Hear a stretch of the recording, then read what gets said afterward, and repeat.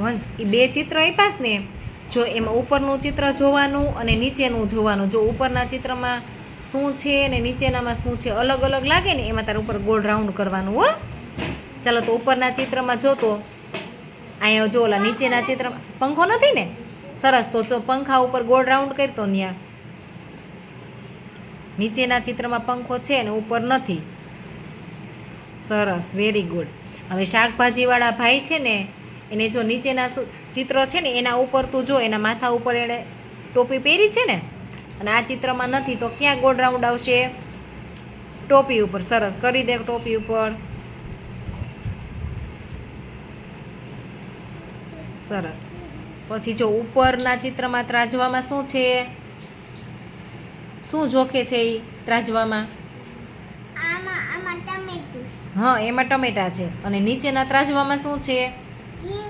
રીંગણા. સરસ, તો અલગ છે ને એ. સરસ, તો રીંગણા ઉપર ગોળ રાઉન્ડ કરી દે.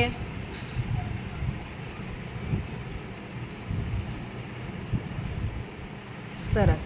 હવે જો આ ઉપરના ચિત્રમાં કોઈ શાકભાજી લે છે? નથી લેતું ને. અને નીચેના ચિત્રમાં કોણ શાકભાજી લે છે? સરસ, તો એ છોકરી ઉપર ગોળ રાઉન્ડ કરી દે. હા,